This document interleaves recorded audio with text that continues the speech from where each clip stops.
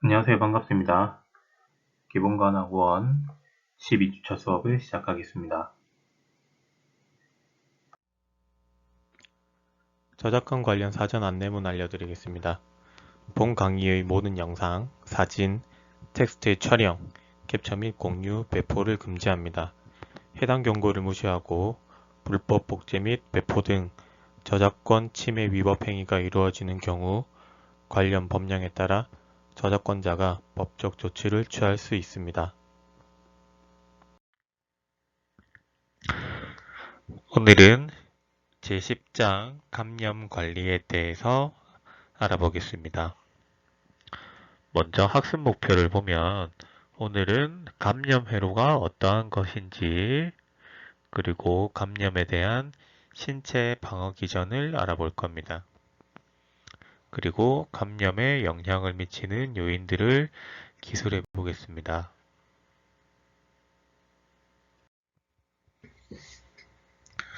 오늘 배울 내용의 주요 용어들을 먼저 보겠습니다. 감염은 정상 조직을 손상시키거나 기능장애를 초래하는 것을 말합니다. 병원에서 가장 많이 보고 듣는 내용이 감염과 관련된 내용일 겁니다. 그 다음은 염증입니다. 인플라메이션입니다. 이 염증은 손상이나 감염 물질에 대한 조직의 국소적이고 비특이적인 방어 반응을 이야기합니다. 그 다음은 의료 관련 감염입니다.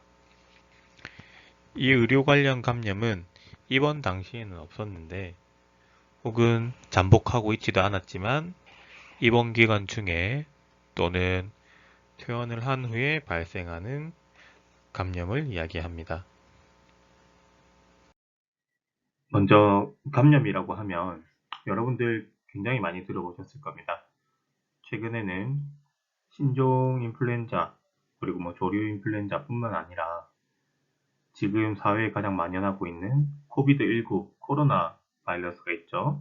그래서 이러한 바이러스들 감염 그리고 원내 병원 내 감염 이런 이야기를 굉장히 많이 하고 있습니다. 특히나 전 세계적으로 유행하고 있는 코로나 바이러스 이전에는 메르스 바이러스가 있었고 또 사스가 있었고 여러 가지 감염에 대한 전 세계적으로 전염병처럼 돌고 있던 것들이 굉장히 많이 있었습니다.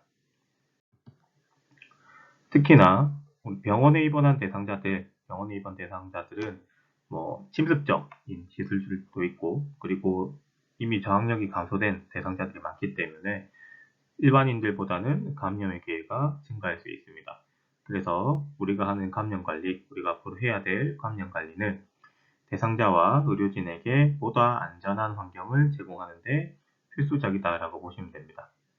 특히나 간호사는 대상자뿐만 아니라 보호자에게도 감염에 대한 정보나 그리고 전파 경로, 전파 방법, 예방법 여기에 대해서 충분히 교육을 할 수 있어야 되고 또 간호사 스스로를 보호하기 위해서 개인보호 장구 이것을 잘 갖추고 그리고 어떻게 착용을 해야 되는지 사용하는 방법도 충분히 알고 있어야 되고 그래서 감염 접촉이나 그리고 자상, 비말 이런 것들로 인해서 발생하는 감염을 예방할 수 있어야 됩니다. 먼저 감염을 유발하는 미생물 유형에 대해서 보겠습니다. 보통 감염을 유발하는 병원성 미생물에는 세균이나 바이러스, 곰팡이, 기생충 이러한 것들이 있습니다. 이러한 세균들은 공기나 물, 음식, 그리고 신체 조직, 체액을 통해서 전파되게 됩니다. 특히나 가장 흔하게 있는 황색 포도알균, 이러한 것들은 인체에 상주하는 주요 미생물인데 원래 있어야 돼, 원래 상주해야 할 곳이 아닌 다른 곳에 나타나서 안 되는 곳에 나타나게 되면 이것은 또 심각한 문제로 나타날 수가 있습니다. 그래서 정상적인 균들 보면 피부에는 스타필로코쿠스 이러한 것들이 정상 상주균인데, 그죠? 그리고 비관과 고인도 입, 장관, 하부 요도 질 각각 정상적으로 상주하는 세균들이 있습니다. 정상 상주 세균들이 있는데 이 균들은 그곳에 정상적으로 상주하면서 본인들의 역할, 어떠한 맡은 역할들이 있습니다. 그런데 예를 들어서 스타필로코커스가 나타나면 안 되는데 하부 요도나 그죠? 질이나 이런 데 나타나면 병원 감염으로 이어질 수 있다는 거죠. 그래서 감염의 유형을 보겠습니다. 먼저 진락, 그리고 감염, 감염병 이러한 것들에 대해서 알아볼게요. 이 진락은 미생물이 숙주내로 침입해서 증식만 하고 질병을 일으키지 않는 것을 이야기합니다. 그러니까 수만 많아지는 거예요. 침입을 했지만 증식만 하고 그 상태로는 질병을 일으키지 않는 상태를 이야기를 하는 겁니다. 그리고 감염은 정상 조직을 손상시키거나 어떤 기능장애를 초래하는 그러한 것을 이야기합니다. 쉽게 말해서 감염이 왔다. 우리가 보통 감염이 왔을 때 첫 번째로 볼 수 있는 증상은 열이 난다든지, 그죠? 그리고 감염된 부위가 발적이 있거나, 통증이 있다거나, 열감이 있다거나, 그리고 감염이 심해지면 그 부분에서 고름이 나온다거나, 이런 것들을 볼 수가 있습니다. 그래서 이 감염은 증상과 징후가 뚜렷하고 다른 상태와 구분이 될 때 질병이 되게 됩니다. 그 다음 이 감염병을 볼게요. 이 감염병은 다른 사람에게 직접 전파되는 것. 이전에는 전염병이라고 이야기했습니다. 요즘에는 코로나19 전염병이라고 이야기 안 하고 코로나19 감염병이라고 이야기를 하죠.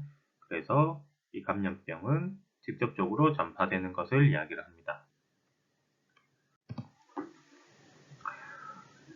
그래서 이 증상 발현 범위에 따라서 좀 보면은 감염은 국소 감염하고 전신 감염으로 구분을 할 수가 있습니다. 국소 감염은 미생물이 있는 신체 부위에만 감염이 국한된 곳, 그러니까 한 부분에만 감염이 된 것을 말하는 거예요. 예를 들면 팔 전체가 아니라 손가락, 팔꿈치, 무릎, 이런 식으로 한 신체 부위에만 감염이 국한된 것을 국소 감염이라고 이야기를 합니다. 그리고 전신 감염은 이 미생물이 퍼져서 다른 부위까지 손상이 되는 것을 이야기를 합니다. 그래서 이 균혈증, 폐혈증 이런 이야기를 해요. 이 균혈증은 혈액배양 검사를 했을 때, 지난 시간에 배웠죠? 혈액배양 검사를 했을 때 미생물이 나타나면 균혈증, 그리고 이 균혈증이 전신 감염을 초래했을 때 그때를 폐혈증이라고 이야기를 합니다. 그리고 시기에 따른 감염을 또 나눠볼게요. 시기에 따라서 급성 감염, 만성 감염으로 나누게 됩니다. 이 급성 감염은 갑자기 짧은 기간 동안 발생한 것을 이야기를 하고, 만성 감염은 천천히 발생합니다. 천천히 발생해서 오랜 기간 동안 지속되는 것을 이야기를 하고, 수개월에서 그리고 수년까지 지속이 되기도 합니다. 수개월, 수년은 예를 들면은 당뇨 합병증으로, 그죠? 당뇨병 걸린 사람들이 그 말초 쪽에 혈액순환이 잘 안 되기 때문에 감염이 잘 옵니다. 그렇게 되면 이런 분들은 수개월, 수년 동안 이 감염이 지속됩니다. 말초에, 발끝에 감염이 와서 발이 괴사한다거나, 그죠? 이게 하루 이틀 만에 해결될 문제가 아니기 때문에 길게는 진짜 몇 년까지 지속이 될 수도 있습니다. 결국에는 다리를 절단하는 경우도 굉장히 많습니다. 자, 그 다음은 의료 관련 감염을 볼게요. 의료 관련 감염. 입원 당시에는 없었어요. 그리고 잠복해 있거나, 아니죠. 잠복해 있지도 않았던 그런 감염. 그러니까 처음에는 없었던 감염을 이야기를 하는 겁니다. 이 감염이 입원 기간 동안 혹은 퇴원 후에 발생한 것을 이야기를 합니다. 보통은 입원하고 나서 48에서 72시간 이후에 발생을 하게 돼요. 잠복기가 있기 때문에. 그래서 이게 환자뿐만 아니라 병원에서 발생하는 직원들의 감염도 포함하게 됩니다. 환자뿐만 아니라 직원 감염도 이야기를 하는 거예요. 그러니까 입원 당시에는 없었는데 입원 기간 중 혹은 퇴원한 뒤에 발생하는 감염을 의료 관련 감염이라고 이야기를 합니다. 이 의료 관련 감염은 점점 의학이 발전하면서 그죠? 노령 인구도 증가하고 만성 질환자들도 굉장히 증가합니다. 그리고 캔서 환자들, 암 환자들 항암제 많이 쓰죠. 그리고 이식 환자들 면역 억제제 사용하죠. 그렇게 하다 보니까 면역 저하가 된 그런 사람들도 증가하고 항생제도 사용을 많이 하게 돼요. 그래서 여러 가지 의학 발전이 여러 가지 감염을 가져온다고 아이러니하게 그렇게 볼 수가 있습니다. 그래서 우리가 4대 의료 관련 감염이라고 이야기를 합니다. 주요 의료 관련 감염, 4대 의료 관련 감염, 폐렴, 요로 감염, 수술 부위 감염, 창상 감염이라고도 하죠. 그리고 혈관 장치 관련 그런 혈류 감염이 있습니다. 가장 흔한 원인균은 대장균, 그리고 황색포도알균, 녹농균, 아시네토박터, 엔테로박터 이런 것들이 있습니다. 근데 요즘에는 향균제, 항생제 이런 것들 사용으로 인해서 내성이 잘 생기게 돼요. 그래서 그 내성세균에 의한 감염도 굉장히 많아지고 있고 특히나 이 내성세균에 의한 감염이 병원 내에서 의료 관련 감염에서 더욱더 문제가 많이 되고 있습니다.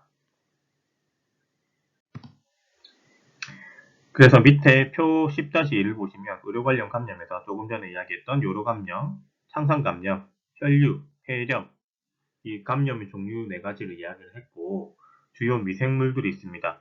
대장균도 있고 그리고 황색포도알균, 녹농균, 아시노박터, 엔테로박터 이런 것들이 다 있습니다. 여러분들이 가장 많이 볼 수 있는 것 수술 부위에 MRSA, 스타필로코쿠스 아우리우스 있죠. 이런 것들도 있고 슈도 이런 것들도 있고 그죠? 그리고 마찬가지로 폐렴도 스타필로코쿠스 이런 것도 있고 슈도 여러 가지 많이 있습니다. 원인들은 요로 감염은 부적절한 돈요관 삽입, 아세틱 무균적으로 시술을 하지 않았거나, 그죠? 그리고 배액을 잘 시켜줘야 되는데 너무 배액이 잘 안 되고 막아버렸어요. 쉽게 말해서 그 폴리백을 막아버렸다는 거죠. 그러면 역류가 되어서 또 감염이 올 수가 있고 또 말 그대로 아세틱하지 않은 손위생이 잘 안 되었다거나, 그죠? 수술 후에도 마찬가지예요. 손위생이 잘 안 되었다거나 드레싱 할 때 제대로 된 무균적 처치를 하지 않았다거나 혈류도 손 씻기 거의 다 손위생 이런 것과 관련이 되죠. 그죠? 그리고 혈류 감염은 수액이 잘못되었다거나 카테터나 수액 튜브가 또 오염이 되었다거나 또 정맥 주입할 때 사이드로 약물을 준다. 기존에 있던 IV 라인으로 해서 사이드로 약물을 준다 할 때 또 관리가 잘못되었다거나 폐렴 같은 경우는 석션을 잘못했을 때 흡인이 되었을 때 폐로 이럴 때 감염이 발생할 수가 있습니다. 그래서 금방 이야기했던 의료 관련 감염과 관련된 정리가 굉장히 잘 된 동영상이 있습니다. 그래서 그러면 간략하게 의료 이 감염이 동영상을 이런 하고 식으로 전파가 가겠습니다. 되는데 그럼 어떤 질환으로 발병이 되냐 보면 크게 5가지 정도로 추릴 수 있습니다. 빈도별로 보면 가장 흔한 게 요로 관련 감염입니다. 병원에 입원해서 수술을 하거나 또는 거동이 불편하거나 의식이 없어서 제일 많이 하게 되는 게 돈요관을 유치하는 겁니다. 요로 카테터를 해서요. 카테터를 갖게 되면은 이 갖고 있는 시간에 비례해서 감염될 위험이 올라가게 되어 있습니다. 물론 잘 개발되고 가장 인체에 가깝도록 만들어진 거지만 이게 인공적인 거다 보니까 감염원이 붙었을 때 제거할 수 있는 기능이 없습니다. 그래서 딱 그 사용하는 필요한 기간만 거치를 해야 되는데 되게 그 요양시설이나 또 거동이 불편하시거나 고연령에서는 보면 장기로 갖고 있는 경우가 많습니다. 그래서 한 연구에서 사용 거치 기간마다 배양을 했더니 한 달 정도 되면 대부분이 균이 자랍니다. 그러면 2차적으로 열이 날 수 있는 원인 중에 가장 흔한 게 요로 관련 감염이 되겠고 실제로 의료 관련 감염의 한 30% 이상, 3분의 1은 이 요로 관련 감염이 되겠습니다. 그 다음에 흔한 것이 이제 원내 폐렴인데요. 대개분 의식이 없거나 이러면 그 본인의 그 가래나 이런 것들을 배출하는 능력이 떨어지게 되겠고 또 2차적으로 병원 환경에서 균도 들어갈 가능성이 높고 이러다 보니까 원내 폐렴이 가장 흔합니다. 그래서 특히 중환자실에 입실해 있는 환자들 중에서 인공호흡기를 갖고 있는 경우 또는 수술 후에 그 호흡이 제대로 안 될 경우, 그러니까 기침 기능이 잘 안 되는 경우에는 원내 폐렴이 같이 동반되는 경우가 있고요. 여기는 빈도는 요로 감염보다는 좀 떨어지지만 그 환자의 중증도에 가장 영향을 줍니다. 그 다음에 수술하신 부위들에서는 수술 뒤에 열이 나는 경우에 대부분 수술 창상 부위에 감염이 많습니다. 이거는 적절하게 소독을 하고 멸균을 하는 요법으로서 예방을 할 수 있고요. 또 창상 감염이 있는지 수시로 살펴봐야 되는 부분이 있습니다. 그 다음에 병원에 가보면 다 주사를 맞아본 경험이 있습니다. 수액 치료를 받아본 경험이 많을 텐데요. 이런 이 라인, 그러니까 혈관을 확보하는, 정맥을 확보하는 이런 그 수액 공구를 받다 보면은 이 라인으로 피부를 결국은 바늘이 뚫고 들어가는 거거든요. 그럼 오랫동안 갖고 있으면 이쪽으로 피부에 있는 균들이 들어갈 수 있습니다. 그러면 균열증 같은 것이 생길 수 있고요. 특히 또 이 수액 치료 외에도 인공 보형물을 삽입했는 경우에는 특히나 균열증의 원인이 될 수 있습니다. 그 다음에 장기 병원에 입원하는 경우에 가장 많은 게 항생제 관련 설사인데요. 입원을 해서 항생제 치료를 하다 보니까 웬만한 균들은 항생제에 다 죽어버립니다. 그러면 그 전에 이 균들이 상자에 있어서 2차적으로 이 균이 감염되지 않았던 것들이 세균이 다 죽어버리니까 2차적으로 이 점막이나 피부에 균이 자랄 수 있습니다. 그런 것들 중에 클로스트리디움 디피실이라는 균이 있는데 이거는 항생제 관련 설사를 일으키고요. 이것도 설사가 조절되지 않고 이 균이 제거가 되지 않으면 사망에 이르기도 하는 균입니다. 그래서 이런 것들이 가장 흔한 그 의료 관련 감염의 형태가 되겠습니다. 이런 것들이 가장 흔한 그 의료 관련 감염의 형태가 되겠습니다.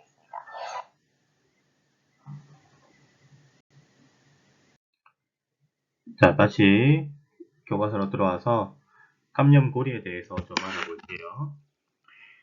뒷장에 그림이 자세히 나오지만 이 감염고리라는 것은 이 감염이라는 게 일어나려면 감염원, 저장소, 탈출구, 전파 방법, 침입구, 감수성인 숙주 이렇게 6가지가 꼭 필요합니다. 쉽게 말해서 감염이 일어나는 데 기여하는 6가지 요소에 대해서 이제 이야기를 할 거예요. 그래서 이 감염회로 6가지 요소들은 서로 연결이 되어 있는데 그것을 감염 사슬이라고 이야기를 합니다. 다시 말해서 감염원, 저장소, 탈출구, 그리고 전파 방법, 침입구, 감수성 있는 숙주 이 6가지가 서로 연결이 되어 있는데 이 감염 사슬을 차단함으로써 감염을 조절하고 우리는 예방을 할 수가 있습니다.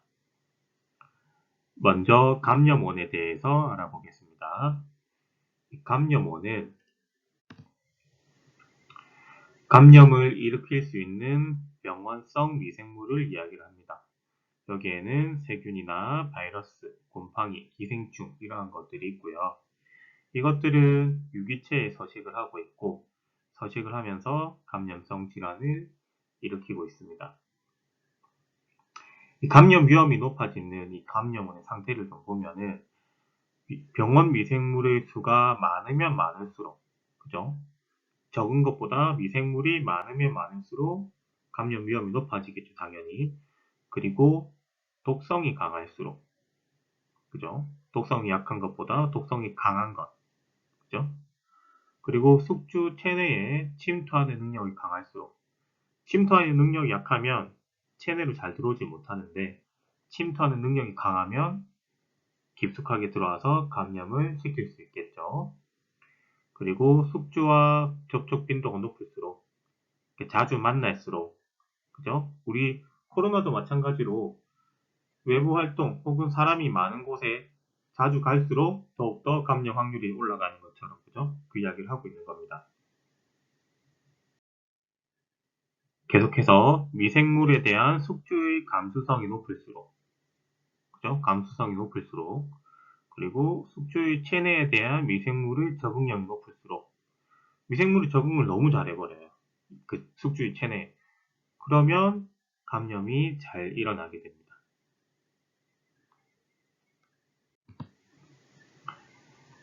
자, 그 다음은 저장소를 볼게요. 저장소 두 번째. 금방 조금까지는 감염원에 대해서 이야기를 했습니다.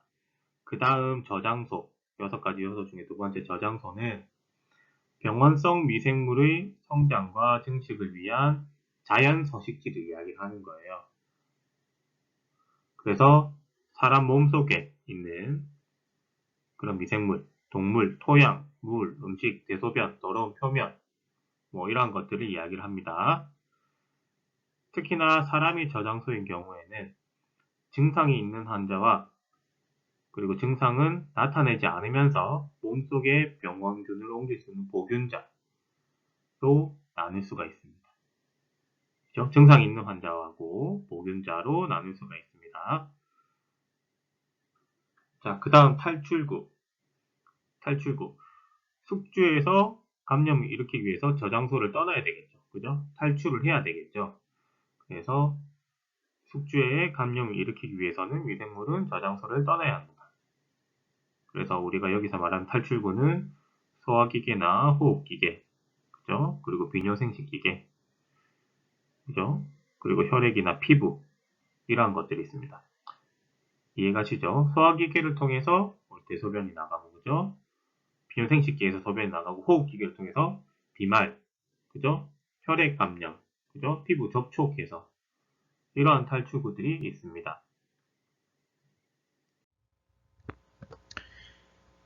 저장소와 탈출구에 대해서 이야기를 했는데 이와 관련된 영상을 하나 보고 가겠습니다. 이 영상은 2015년도에 국가예방접종과 관련된 광고 영상으로 여기에는 저장소인 보균자가 나오고 탈출구인 출산을 통해서 비뇨생식기계를 통해서 우리 엄마 B형 간염이 전달되는 것을 볼 수 있습니다. 그리고 감염의 사슬을 끊었을 때 B형 간염이다. 어떻게 얼마나 효과가 있는지 그리고 나 그런 또한 것들을 보고 가겠습니다. B형 간염을 물려받았다.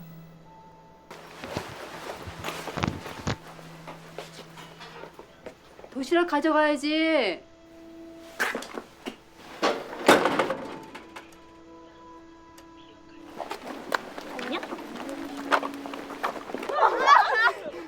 늘 피곤해. 친구들과 잘 어울리지 못했고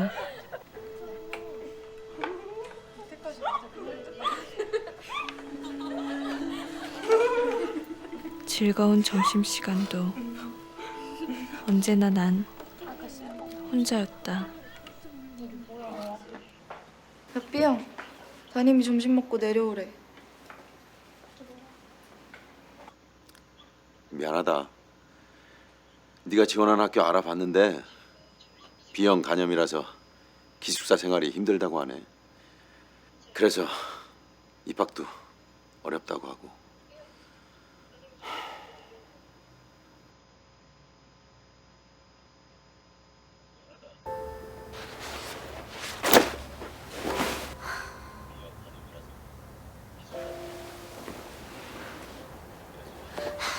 다 필요 없어. 이게 다 엄마 때문이야.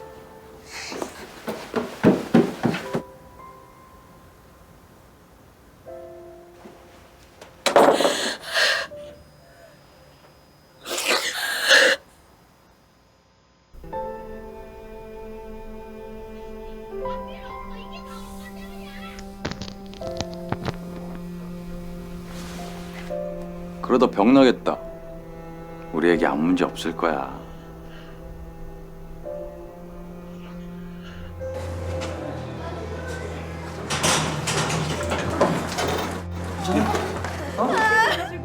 그렇지. 자, 깊게 들어마시고 하나, 둘, 셋. 줄게요. 조금만 더 주세요. 더 주세요. 네, 됐어요.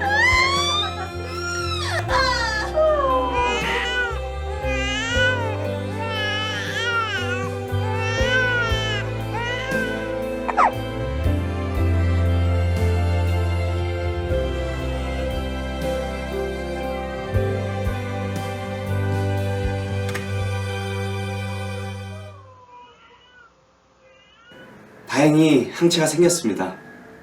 앞으로 B형 간염 걱정은 안 하셔도 됩니다.